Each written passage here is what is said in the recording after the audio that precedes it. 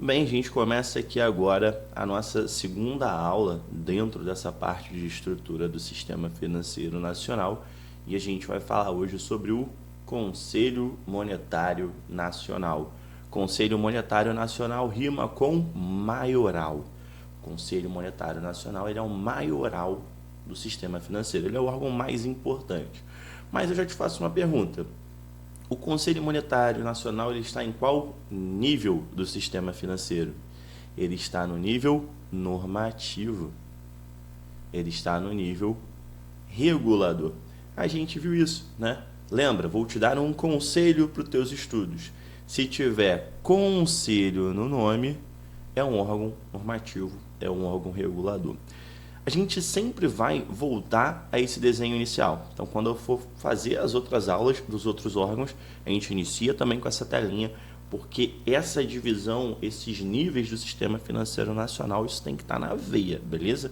A gente mata muita questão de concurso assim. Então, tranquilo, Brian, já lembrei que o Conselho Monetário é um órgão normativo, é um órgão regulador, então ele vai falar o que tem que ser feito, ele que vai criar as regras do jogo. Beleza, mas será que é só isso que eu preciso saber do CMN? Não, tem mais algumas coisinhas.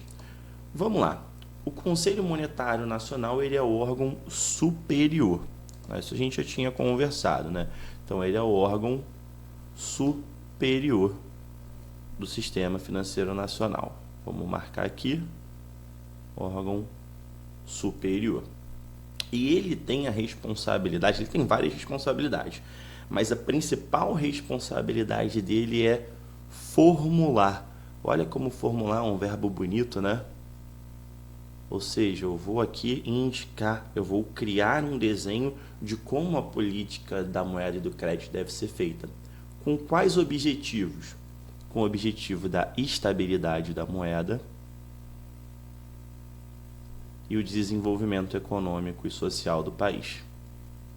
Quando eu falo de estabilidade da moeda, como é que eu garanto que a minha moeda vai ter estabilidade? Eu tenho que proteger a minha moeda dos efeitos da inflação. A gente vai conversar disso de uma maneira mais profunda quando a gente for estudar macroeconomia. A gente vai entender como que essa estabilidade da moeda acontece de fato. O que eu quero que você entenda agora é que sempre que eu falar de estabilidade da moeda, a gente vai estar falando de proteger a moeda da inflação. E o desenvolvimento econômico e social do país tem várias formas de a gente medir. Mas sempre que a gente fala de desenvolvimento econômico, a gente sempre tende a falar do crescimento do PIB, do Produto Interno Bruto. A gente também vai ver isso mais para frente. Só quero que agora, nesse momento, você entenda que estabilidade da moeda vai ter a relação com o controle de inflação e que desenvolvimento econômico tem relação com o crescimento do PIB. Então, a grande função, né, assim, a grande razão do Conselho Monetário Nacional existir é ele formular essa política de moeda de crédito, que a gente também chama de política monetária, tá? Que ela tem esse objetivo, fazer o desenvolvimento econômico, ou seja, fazer o crescimento do nosso PIB sem deixar que a inflação cresça. Beleza, e se você sabendo disso, a gente já mata aí grande parte das questões do CMN. Uma outra coisa que é importante você saber é a composição do CMN. CMN, 3 letrinhas, então a gente vai ter 3 integrantes, tá? Quem compõe o Conselho Monetário Nacional hoje, quando eu faço esse vídeo? A gente tem o ministro da Fazenda, e o ministro da Fazenda ele é o presidente do Conselho, tá? Então ele é a figura mais importante do Conselho. A gente tem o ministro do Estado, do Planejamento e do Orçamento, e por fim, o presidente do Banco Central do Brasil. Lembrando, né, que o Banco Central do Brasil, ele está onde? Ele está no nível supervisor. O Banco Central está ali na segunda prateleira. E ele é um dos responsáveis por fiscalizar e supervisionar se as regras que o CMN elaborou, se os operadores estão seguindo. Então, por isso que é importante o presidente do Banco Central fazer parte desse conselho. Isso daqui sempre muda. Isso daqui sempre muda. A última modificação que teve foi quando saiu a equipe econômica do governo do Bolsonaro e entrou a equipe econômica do governo Lula. Então teve uma mudança em composição de ministério, por consequência teve uma mudança também na composição do CMN. Então é sempre importante você pesquisar essa composição para verificar se realmente está ali de forma atualizada. Mas é um tema que cada vez menos, a composição, tá? Cada vez menos aparece em concurso. Eu me lembro de, nos últimos concursos, nos últimos 10, 15 concursos, ter uma questão sobre composição do CMN.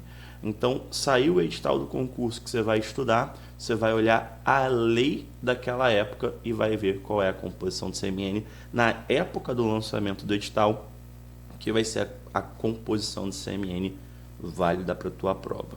Beleza? Mas não é algo que você precisa ficar tão assim nervoso, tão ansioso de sempre, tem que estar olhando, porque basicamente a incidência em prova é baixa. O que você precisa entender mesmo é o funcionamento do CMN, o que ele faz, o que ele representa, onde ele está inserido no sistema financeiro nacional. Beleza? Para a gente fechar a nossa aula de hoje, a gente vai falar sobre os objetivos e as atribuições do Conselho Monetário Nacional. Tá? O que ele tem que fazer? Quais são as obrigações do CMN? E essas obrigações, esses objetivos, essas atribuições estão dispostas na Lei 4595, lá de 1964. Tá? Essa lei daqui, ela é a base do nosso sistema financeiro nacional da forma que a gente conhece. Então, ela fala do Conselho Monetário Nacional, fala do Banco Central do Brasil, tem tudo bem lá detalhado. Poxa, Brian, eu vou ter que fazer a leitura dessa lei toda? Deveria, né? Deveria. Mas eu sei que é chato fazer a leitura, eu sei que é chato a gente ficar buscando decorar, né, questões legais de resolução. E eu vou ser bem sincero para você, no método que eu jogo para cima dos meus alunos, a gente faz muito pouca leitura de lei, porque as questões de prova, principalmente de nível médio para concurso bancário, elas não tendem a adentrar tanto a lei, elas pedem mais um conceito geral. Então, se você entender que o Conselho Monetário Nacional é um órgão regulador, né? Então que ele vai criar normas e que ele está na primeira prateleira do sistema financeiro nacional, quando você se depara com uma questão que pergunta qual é o objetivo ou qual é a atribuição dele, você consegue responder de uma maneira muito tranquila, simplesmente por questões lógicas. Mas como o meu intuito aqui é facilitar o máximo possível para você, eu trouxe as principais atribuições, os principais objetivos do Conselho Monetário Nacional, que são aqueles que têm a maior incidência em prova. Tá? Então vamos lá. Primeiro deles, propiciar o aperfeiçoamento das instituições e dos instrumentos financeiros, com vistas à maior eficiência do sistema de pagamentos e mobilização de recursos. Então, preste atenção no verbo, tá? Preste atenção aqui, ó, no verbo propiciar. Propiciar é o quê? É dar condições. Ele não vai promover o aperfeiçoamento. Quem vai promover o aperfeiçoamento ou buscar o aperfeiçoamento de fato é quem vai executar a norma. Ele cria a norma. Então, olha, eu tenho que propiciar uma estrutura normativa para que as instituições financeiras e os instrumentos financeiros se desenvolvam. Beleza. Ele vai zelar pela liquidez e solvência das instituições financeiras. Então, ele vai cuidar para que as instituições financeiras tenham a solvência, ou seja, tenham dinheiro em caixa para cumprir as suas obrigações. Ele vai coordenar. Coordenar é um verbo muito de chefia, né? Eu vou coordenar as políticas monetária, creditícia, orçamentária, fiscal e da dívida pública interna e externa. Pô, Brian, eu preciso gravar tudo isso? Cara, ele é o CMN. Então a gente falou de coordenar alguma coisa, vai ser o CMN. A gente vai ver que só não vai ser o CMN quando for algum dos outros conselhos. A gente vai estudar na próxima aula. Mas, em geral, falou em coordenar política, a gente vai estar falando do Conselho Monetário Nacional. E, por fim, a atribuição mais importante para a gente. Definição da meta da inflação. A gente viu que um dos principais objetivos do CMN, é formular a política de moeda com o objetivo de garantir a estabilidade, não foi? Da estabilidade da moeda.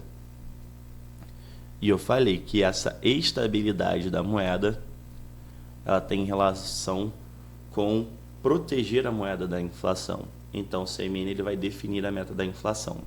Agora eu vou te fazer uma pergunta, mesmo sem você ter tido a aula que você precisaria para responder essa questão, mas eu quero ver se você já está ciente, se você já pegou aqui os pontos principais.